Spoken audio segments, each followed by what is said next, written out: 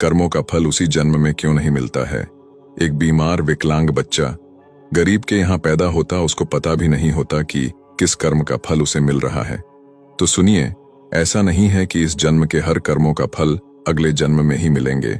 इस जीवन में कुछ पिछले जन्म के कर्मों का फल होता है तो कुछ इस जन्म के। उदाहरण के लिए, जैसे आप वर्तमान जन्म में किसी आदमी की हत्या कर दे तो उस पाप का फल आपको इसी जन्म में मिल जाएगा। सरकार आप पर तुरंत कार्रवाई कर देंगी।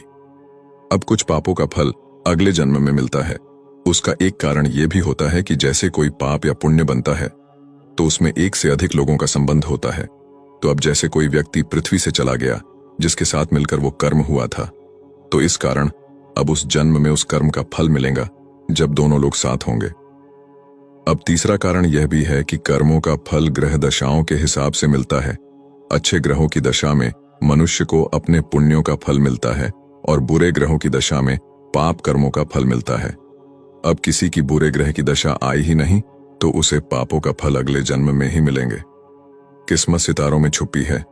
अमूमन लोग जन्म कुंडली के ग्रहों की उच्च नीच स्थिति पर विश्वास नहीं करते हैं, लेकिन जब सफलता नहीं मिल पाती तो वह भाग्य को दोष देना शुरू करते हैं। अक्सर देखा जाता है कि जब आप किसी नए काम को करने जाते हैं तो आपको कई बार असफलता मिलती है। बार बार प्रयास करने के बावजूद आप सफल नहीं होते। अंत में आप कहते हैं कि मेरी तो भाग्य ही खराब है जिसकी वजह से असफलता मिल रही है। आप ही के पूर्व में किए गए कर्मों का रूप ग्रह नक्षत्रों के माध्यम से जन्म कुंडली में दिखाई पड़ता है।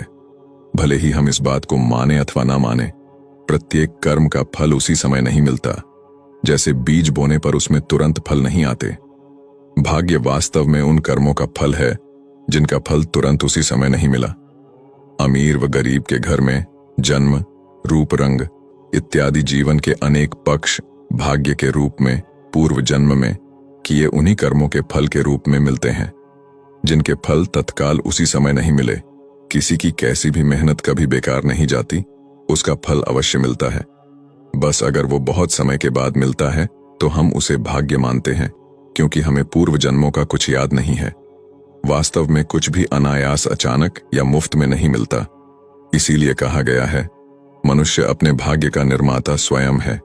उज्जवल भाग्य के निर्माण के लिए सदैव सत्कर्म करते चलिए। भाग्य खराब होने का कारण आप समझ गए होंगे। उम्मीद है आप वर्तमान में अच्छे कर्म करेंगे, जिससे आपका भविष्य अवश्य ही उज्जवल होगा। और इसके लिए सबसे आपको पहले कर्म फल का सिद्धांत क्या है, यह समझना जरूरी है।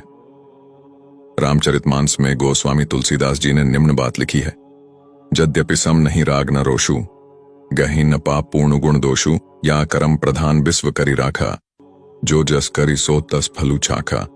जिसका अर्थ है कि यद्यपि वे सम हैं, उनमें न राग है, न रोष है, और न वे किसी का पाप पुण्य और गुण दोष ही ग्रहण करते हैं। उन्होंने विश्व में कर्म को ही प्रधान कर रखा है। जो जैसा करता है वह वैसा ही फल भोगता है। सरल भाषा में कहें तो जैसी करनी वैसी भरनी। लेकिन इस कर्म फल के सिद्धांत के साथ 5 चीजें अंतर्निहित हैं। पहला, पुनर्जन्म। दूसरा, कर्म का लेखा जोखा, जिसके रजिस्ट्रार या लेखाकार चित्रगुप्त जी हैं। तीसरा है स्वर्ग नरक की अवधारणा। चौथा, कर्म का फल पकने में समय लगता है और यह कई बार वर्तमान नहीं बल्कि अगले जन्मों में मिलता है। पांचवा है आत्मा की अनश्वरता। बहुत से व्यक्तियों को कर्म फल के सिद्धांत के अनुसार अगले जन्मों में मिलता होगा या मिलेगा, जिन जन्मों के बारे में दुनिया नहीं जानती है, क्योंकि कर्म फल के पकने में भी समय लगता है। जैसे एक पेड़ के फलों को पकने में समय लगता है। और ऐसा कदापि नहीं है कि कर्म का फल इसी जन्म में मिलता है, जो कि कर्म फल के सिद्धांत के अनुसार सत्य नहीं है। अंत में यही कहूंगा, कर्मणा गहनो गति। कर्मों का फल तो अवश्य मिलेगा, पर कब और कैसे और किस जन्म में मिलेगा, इस विषय पर एक जन्म में विचार कर पाना हर प्राणी के लिए असंभव है। हर फल प्राप्ति की युति होती है और वह युति कब बनेगी यह निर्धारित कर पाना प्राणी के वश में नहीं है। इसे तो पूरी तरह से भगवान ही जानते हैं।